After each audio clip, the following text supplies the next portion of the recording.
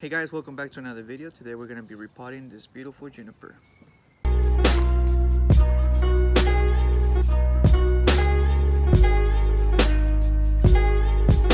I've been working on this juniper for quite a long time now, and I feel like it's about time for it to be repotted. What we're going to be doing today is that we're going to be working a little bit on the roots. We're going to be repotting it in this pot over here. If you haven't watched my previous video, this pot was actually made by me.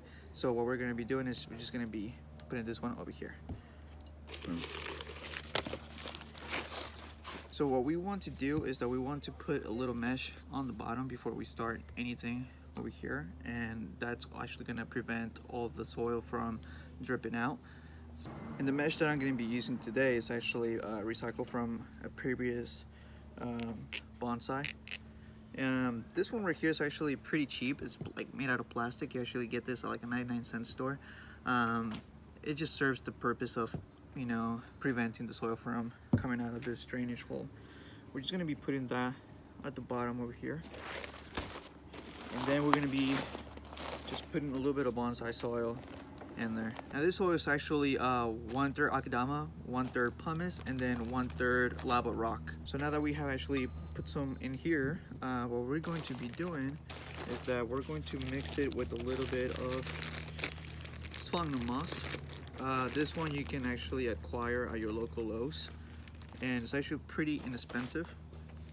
I'm going to be putting just a little bit, and I'm going to mix it in just to allow growth of the roots a little bit better. So this is pretty much ready. I'm not going to actually be adding any wires to it because the pot itself is actually pretty heavy, as well as the tree, so you know there shouldn't be any problems with it at all. So what's to do next? On this tree I actually had wired it down to the pot because I wanted to maintain the shape to it, but I feel like at this point I should actually keep it about. So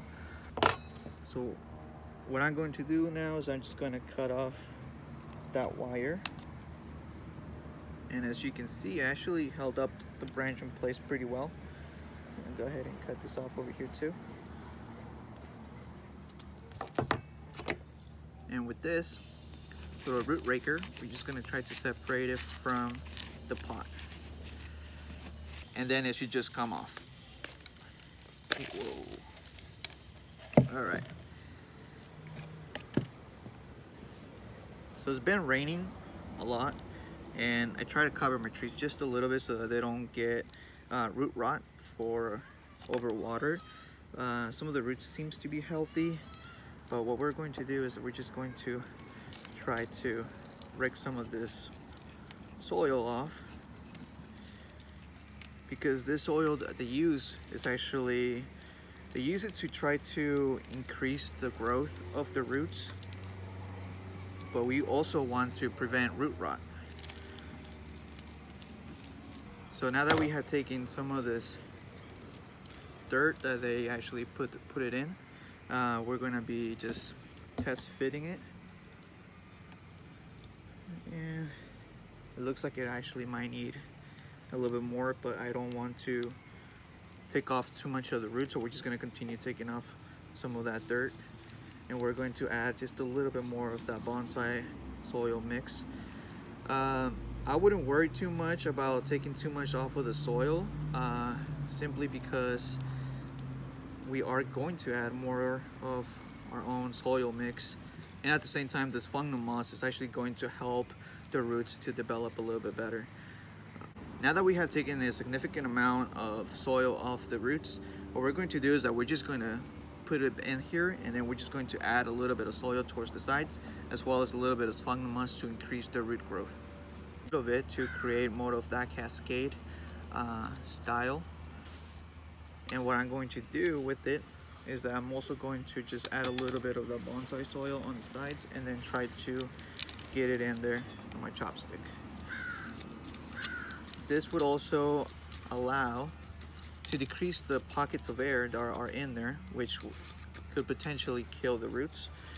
So now that we got rid of all the air pockets, we can actually guarantee that the roots are actually going to grow quite well, especially because we have enough sphagnum moss to keep much of the humidity and also allow it to grow the roots.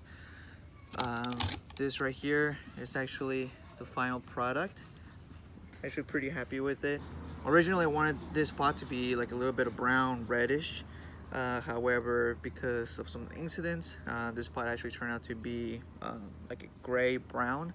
But in retrospect, the fact that this pot right now is actually more of a brown grayish tone, I think it's actually better because it allows the tree to become the main focus of the whole entire subject. I feel it plays a really good balance. I feel more like colorful pots or glazed pots are more for colors that are more vibrant, that come from either maples or a flowering tree. But I'm pretty comfortable with this. If you folks would like to see more videos like this ones, make sure you give it a thumbs up and also subscribe. If you want to see more content related to bonsai, make sure you join our Facebook page.